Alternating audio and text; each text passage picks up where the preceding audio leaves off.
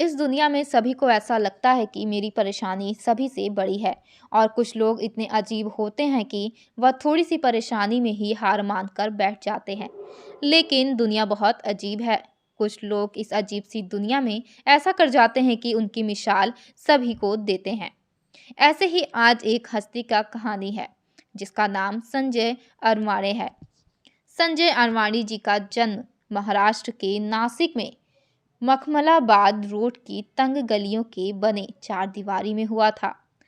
संजय अपने माता पिता के बहुत लाडले थे, लेकिन उनके पिता एक कुली थे और उनकी माँ आधी पेट रहकर फैक्ट्री में बीड़ी बनाती थी। तब जाकर एक उम्मीद बनती थी कि उनके बच्चे चाय में डुबोकर दो रोटी खा लेंगे। पिताजी को स्टेशन पर कुली का काम करके कितना मिलता ही था। उनके पिताजी दूसरों का बोझा उठाते उठाते यह भी भूल जाते थे कि देर हुई तो बच्चे भूखे सो जाएंगे। इस हालात को देखकर संजय अपने कम उम्र से ही मजदूरी करना शुरू कर दिए थे। बहुत सालों तक संजय ने होटलों में टेबल साफ करना, मेडिकल की दुकान पर काम करके, अखबार बेचकर और एसटीडी की दुकान पर बैठकर अपने पिता का साथ दिया।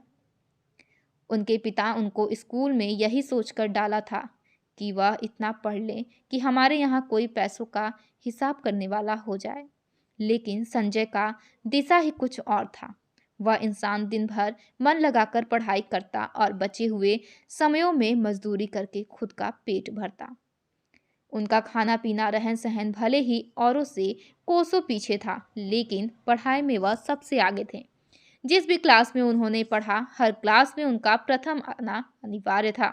ऐसा लगता था कि जैसे कि प्रथम स्थान उन्हीं का बना हुआ है। उनको मराठी के अलावा कोई और भाषा नहीं आता था, इसीलिए वह अंग्रेजी सीखने के लिए प्रतिदिन अखबार बांटते और अंग्रेजी अखबार बांटते बांटते उसी को पढ़ते, जिससे उनकी अंग्रेजी काफ़ी ठीक हो गई। सारी मुश्किलों से जूझते हुए उन्होंने स्नातक तक अपनी पढ़ाई पूरी की। उसके बाद उन्होंने प्रतियोगिताओं की तैयारी करना शुरू कर दिया। दिन भर वह मजदूरी करते और बचे हुए समय पर पूरी ईमानदारी के साथ वे पढ़ाई करते। उन्होंने अपने ब्लॉग में बताया कि वह उस वक्त एक सेकंड भी बर्बाद नहीं किए। वह यह भी बताएं कि अगर मैं वक्त की कीमत अभी नहीं पहचानी तो वक्त भी मुझे नहीं पहचानेगा। संजय कहते हैं, शुरू शुरू में मैं हीन भावना से ग्रसित था। न मैं दिखने में अच्छा था और न मेरी पारिवारिक पृष्ठभूमि मजबूत थी और ना ही मुझे अंग्रेजी बोलनी आती थी। ऐसे में होशियार छात्रों का सामना कर पाऊंगा। लेकिन ज्यों ज्यों मैं पढ़ाई करता गया, मेरे आत्मविश्वास के आगे सारी कमियां न जाने कहाँ गायब हो गईं। इसी दौरान संजय को मार्गदर्शक के रूप में पुणे के आईएएस अविनाश धर्माधिकारी मिले। उन्होंने संजय का न केवल हौसला बढ़ाया बल्कि कोचिंग भी करवाई। संजय की मेहनत और अविनाश का मार्गदर्शन रंग लाया। इस साल की संघ लोक सेवा आयोग परीक्षा में सफल प्रत्याशियों की सूची में एक नाम संजय का भी था। संजय को यह सफलता चौथे प्रयास में मिली। अब वे आईएएस बन चुके हैं।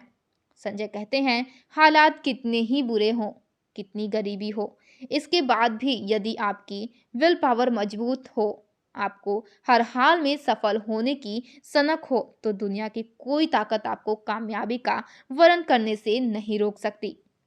लोग कहते हैं, दोस्तों की सफलता सबको मिलती है, बस हमें अंत तक लगने की जरूरत है।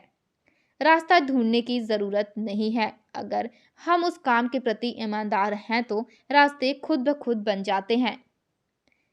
इसी तरह की मोटिवेशनल कहानी सुनने के लिए हमारे चैनल को सब्सक्राइब करिए, बेल आइकन को दबाइए और लाइक करिए और दूसरों के साथ शेयर भी करिए।